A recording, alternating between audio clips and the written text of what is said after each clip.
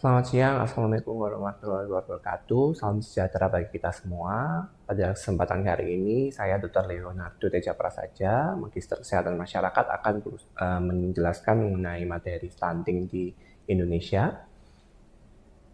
Baik, untuk judul pada kali ini adalah stunting di Indonesia.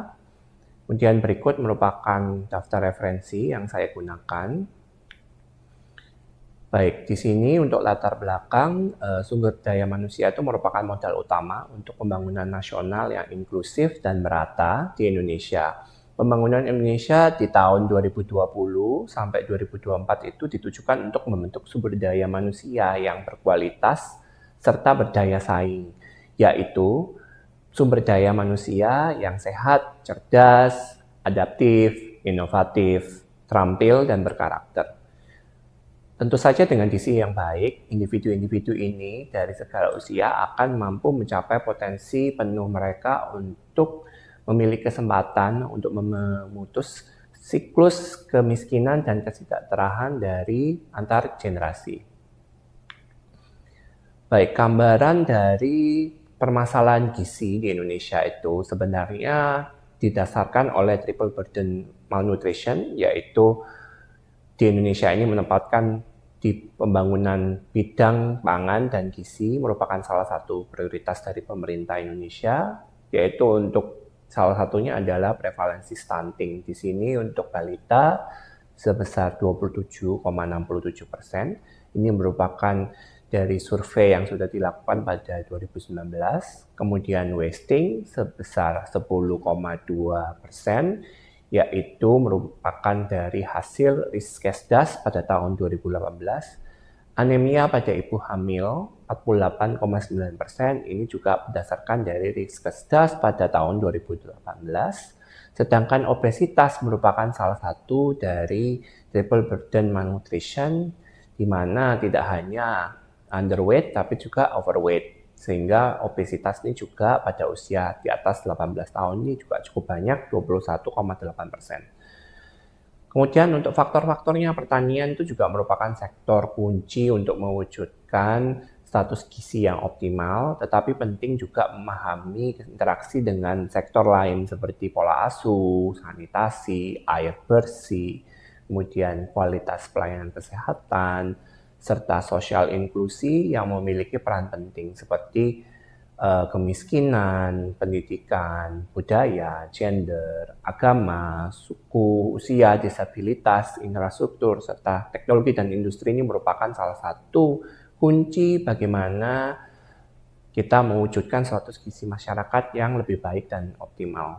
Oleh karena itu, seluruh sektor yang berkaitan dengan faktor determinan tersebut perlu diintegrasikan untuk mencapai ketahanan pangan dan gizi.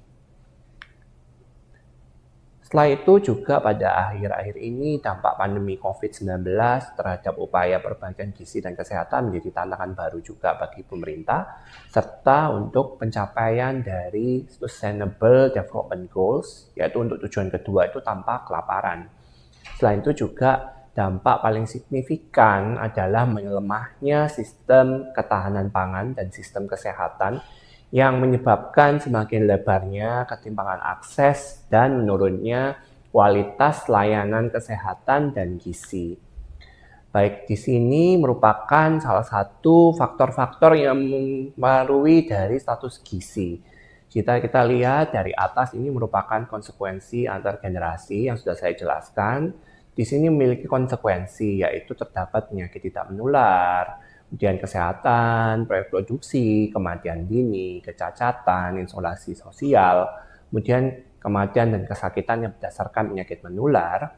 Kemudian juga ada tinggi badan saat dewasa yang tidak optimal mungkin, kemudian kemampuan kognitif, produktivitas kerja dan penghasilan rendah itu merupakan salah satu konsekuensi antar generasi yang disebabkan oleh status gizi. Setelah itu juga penyebab langsung itu juga ada terdiri dari gizi lebih atau asupannya tidak seimbang. Tuh, kemudian juga itu akan yang diakibatkan oleh kekurangan gizi pada ibu dan anak. Sehingga berikut ini merupakan salah satunya juga yang mendasari kenapa konsekuensi antar generasi yang mana Pengaruh dari status gizi itu juga disebabkan oleh gaya hidup yang tidak banyak gerak, akses yang tidak cukup, kemudian lemahnya asuh pola dan pemberian makan yang baik, serta terbatasnya akses air bersih dan sanitasi pangan yang aman dan pelayanan kesehatan. Nah, sebaiknya ini di sini penyebab dasar dari tingkat masyarakat ini harus ditingkatkan terhadap akses terhadap modal alam, pendidikan, budaya, norma, gender, kebijakan keuangan, perdagangan, hukum. Ini merupakan suatu hal yang perlu kita tingkatkan untuk mempengaruhi status gizi yang baik dan lebih optimal. Di sini untuk stunting sendiri dan wasting pada anak dan genre jenis kelamin sudah dilakukan suatu riset kesehatan dasar pada 2018.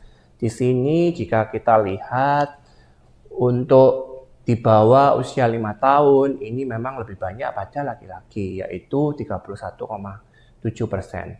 Kemudian di sini pada wasting memang juga sama pada laki-laki 11,1%. Kemudian yang paling banyak di sini jika kita lihat ini pada usia 13-15 tahun ini cukup banyak pada laki-laki juga mengalami stunting. Kemudian pada usia 16-18 tahun juga cukup meningkat signifikan sebanyak 28,8%. Di sini memang lebih banyak dominasinya adalah stunting pada laki-laki. Kemudian definisi stunting itu apa sih? Sebenarnya menurut WHO pada tahun 2020 itu merupakan kondisi pendek atau sangat pendek berdasarkan panjang atau tinggi badan menurut usia yang kurang lebih dari standar deviasinya itu kurang dari 2-2. Kemudian pada kurva pertumbuhan itu juga dikarenakan karena kondisi yang irreversibel akibat asupan nutrisi yang tidak kuat, bisa jadi karena infeksi juga yang berulang atau kronis yang terjadi pada 1000 hari pertama kehidupan. Di sini dampak dari masalah stunting di Indonesia ada dari dampak kesehatan yaitu gagal tumbuh, misalnya berat lahirnya itu rendah, kemudian kecil, pendek, kurus. Itu merupakan salah satu dampak kesehatan dari stunting. Selain itu juga ada hambatan perkembangan kognitif dan motorik.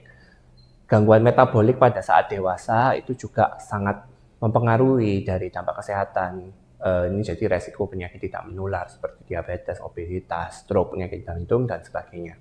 Untuk dampak ekonomi, masalah stunting ini berpotensi menimbulkan kerugian setiap tahunnya itu sebesar 2-3% dari GDP.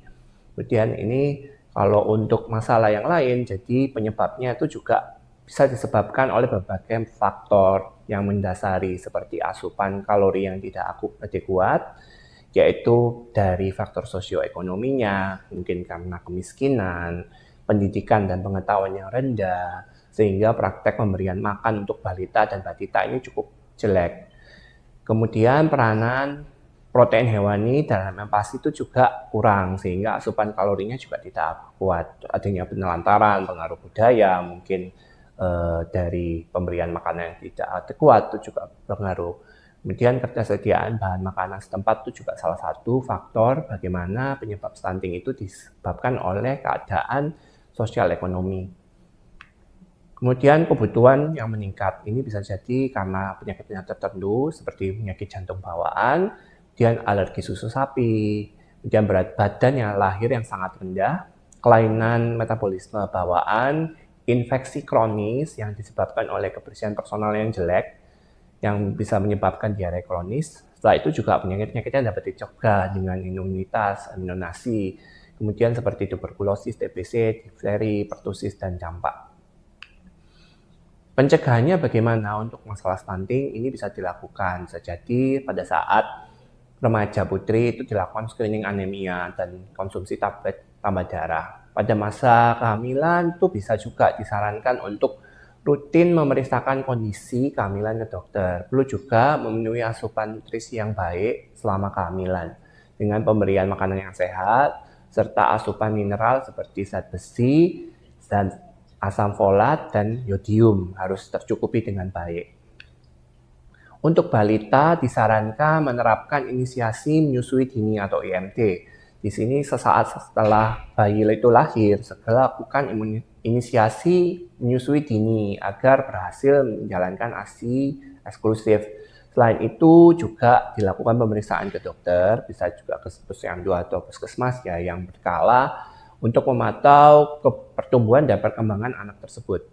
Kemudian imunisasi juga penting karena salah satunya penyebab dari gizi buruk adalah status imunisasi yang buruk. Jadi perlu dilakukan perhatikan jadwal rutin yang ditetapkan oleh pemerintah agar anak dan terlindungi dari berbagai macam penyakit yang akan mempengaruhi dari status gizinya juga. Kemudian ASI eksklusif, berikan ASI eksklusif sampai anak umur 6 bulan. Bisa diteruskan dengan makanan pendamping ASI yang sehat dan bergizi. Setelah itu ASI eksklusif ini juga didukung oleh pemantauan tumbuh kembang. Misalnya kalau terjadi weight faltering itu juga harus dipantau. Kemudian gaya hidup bersih dan sehat, terapkan gaya hidup bersih dan sehat seperti mencuci tangan sebelum makan, memastikan airnya yang diminum ini merupakan air bersih. Buang air besar juga harus dijamban, sanitasi sehat dan sebagainya. Untuk penanganan lebih lanjut, bisa dilakukan surveillance gizi yang secara berkala, sehingga ini berfungsi untuk penemuan dan penanganan kasus yang lebih lanjut. Bisa dilakukan pada vaskes yang selanjutnya, bisa atau mungkin di vaskes primer, yaitu di posyandu dan puskesmas. Jika dilakukan surveillance dan penemuan kasus ini dirasa cukup buruk, maka perlu dilakukan tindakan perujukan, yaitu ke pelayanan sekunder atau tersier. Bisa ke spesialis anak atau spesialis anak konsultan gizi tumbuh kembang, kemudian memiliki sarana prasarana yang khusus untuk penanganan gizi buruk, yaitu klinik khusus tumbuh kembang. Baik, sekian untuk presentasi saya. Mohon maaf jika ada pernyataan saya yang salah. Akhir kata saya ucapkan terima kasih. Wassalamualaikum warahmatullahi wabarakatuh.